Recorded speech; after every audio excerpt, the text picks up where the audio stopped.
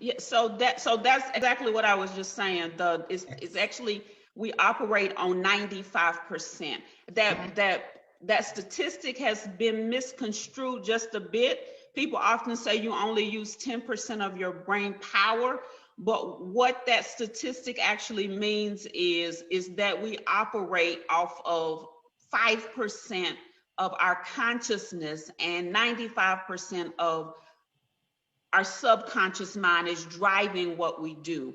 And when you become intentional about using your brain, about using your mind, about, you said it, Dr. Fran, we have behavior patterns. So many of us are operating off of those thought patterns, speech patterns, and behavior patterns that currently exist in our lives. What we have to do as it relates to vision is make a conscious decision to ensure that we create and cultivate and culminate the vision that we have laid out. So what do we mean when we say you've got to create as it relates to vision? Well, if you have identified specifically what you'd like to see made manifest in your life, and whether that's you're using Tammy's vision book that drives her coaching program and drives the vision book club, or whether you have a journal that you write declarations and affirmations, or if you're the person who sits down and decides for the next 12 months, the entire year, what you want to see made manifest. Once you have identified the vision that you desire for your life, personally, professionally, spiritually, physically, or financially, you've then got to create or use your imagination. Now, one of the things I said when we first started having this conversation is that we've got to use both the scientific, how the brain works, and we've got to use the spiritual, what God tells us work. So many times what we have to do as it relates to our vision is keep in mind the scripture that I know all of you have heard and quoted yourselves before. And I'm going to give you just a snippet right now, but I do an entire teaching on this scripture, which is, I know the thoughts that I think toward you, thoughts of peace and not of evil, to bring you to an expected end. And anybody who knows me or has been listening to Manifesting with Mercedes or Mindset Management and Manifesting with Mercedes any period of time, you know that foundationally what I believe is we have the power of thoughts and words, because when God created the heavens and the earth, he thought it, he spoke it, and it came to pass. Well, if indeed that's how we're created in his image, then this passage of scripture is the exact same way. I know the thoughts that I think towards you, thoughts of peace and not of evil, to bring you to an expected end. And so often when we think about the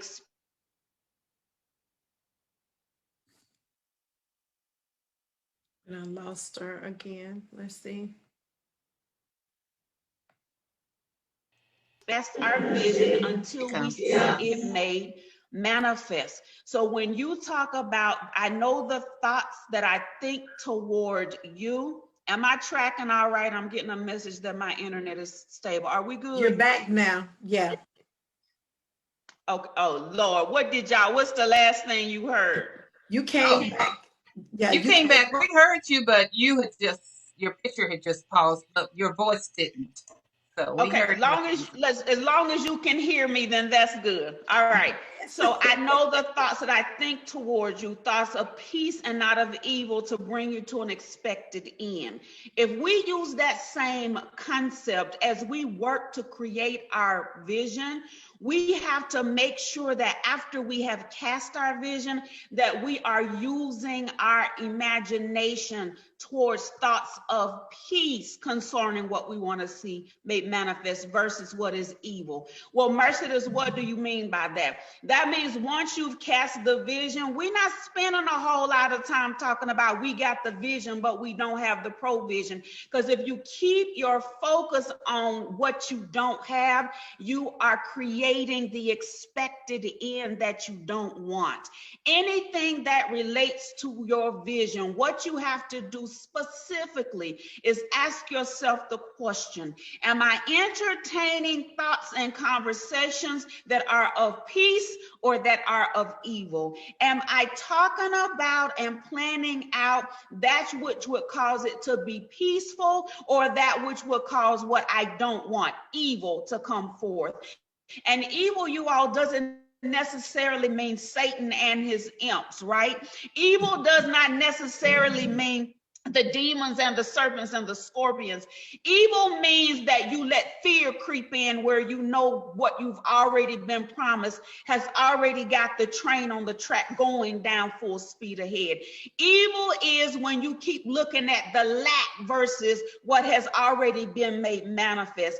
Evil is when you entertain those things that cause you to focus on what is the lack of power and the lack of provision versus what the promises are.